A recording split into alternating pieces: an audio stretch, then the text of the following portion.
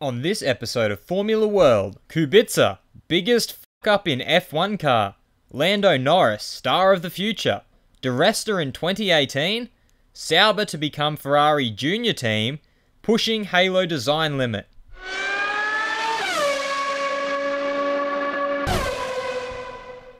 First up on Formula World, Kubica, biggest fuck-up in F1 car. The major talking point of the Hungarian round of testing was no doubt the return of Robert Kubica. It was the first time in 6 years that Kubica had taken part in an official F1 event. He undertook a full day of testing for Renault, which saw him examine his own physical capabilities and perform technical runs to gather data. His day got off to a rocky start when he went to leave the garage for the first time. He misjudged the exit and ran into a sign, causing it to collapse onto the car. Kubica himself has said the small incident was completely embarrassing, but laughed it off, calling it the biggest f*** up in F1. I did one of the biggest f*** up in F1 car. This was to be the only mishap of the day for Kubica, as he managed a best time that put him 4th fastest overall for the day, only bettered by the Ferraris of Kimi Raikkonen and Sebastian Vettel and youngster Lando Norris. Although it's hard to draw conclusions from the pace of testing laps alone, Robert himself stated that he has mixed feelings about the event, but enjoyed the experience and has gained a lot. It was a fantastic feeling for me to be here today, and also it was amazing to see so many fans come to see me out on track, so thank you to all of them. I learnt a lot about the latest generation of car, as there are a reasonable amount of differences between it and the Formula 1 cars I have driven in the past. I think we made good progress. After today, it's too early to say what the next step might be. For now, I owe a big thanks to everyone at Renault Sport Formula 1 team for making this test happen. Lando Norris, star of the future. The second day of testing at the Hungaroring saw McLaren test out 17-year-old Formula 3 driver Lando Norris, who impressed with a full day of running and managing the second fastest time of all drivers across both days, only 0.2 of a second behind Sebastian Vettel's leading time.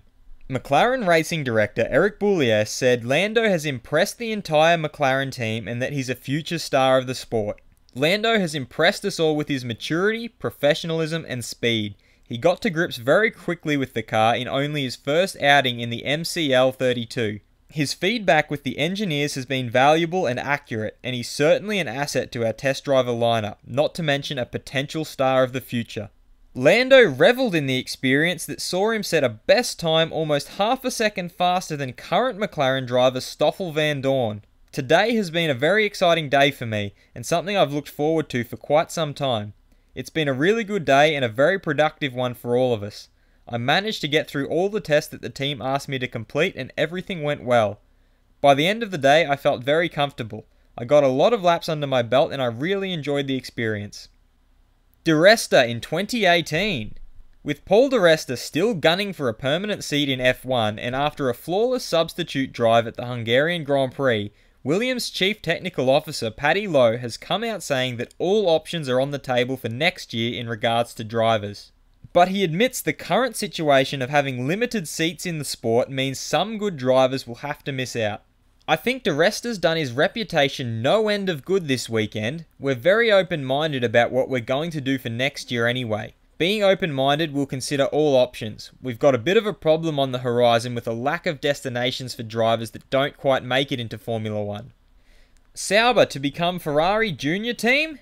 Less than a week after announcing the continued partnership of Ferrari and Sauber, Ferrari president Sergio Marchionne has come out saying that they are looking to strike up a deal that would see Sauber F1 become more of a junior team for Ferrari. When asked about it, he had the following to say. It is an excellent idea and something we are working on. We need space because we have a couple of young drivers that are exceptional. We need to find a place to lay the foundations for the Scuderia Ferrari of tomorrow. Maurizio Arrivabene has worked hard in recent months. We have made a commitment to give support to the teams that are going to come. The more there are, the better for us. Pushing Halo design limit. Debate still rages over the introduction of the cockpit halo, but as time goes by, the FIA is beginning to paint a clearer picture of the further development. One such adjustment will have to do with the size and width of the central strut that is in the driver's line of sight. FIA Safety Director Laurent Mekies recently stated that they will be looking to test the limit and see how small they can make it. The central strut is currently 20mm. We feel that we have the scope to reduce that thickness for the benefit of the driver's forward vision, so we will be testing before next year going as low as 16mm and see how much we can push it. FIA race director Charlie Whiting has also added that teams will be free to use the halo throughout the remainder of the year during any of the practice sessions on the first day of a race weekend. We've told some teams that have asked that they can use them during FP1 and FP2 and during in-season tests. Not tyre tests, but for example the 2-day test in Hungary, and in free practice sessions on the first day at any event, as most of them did last year.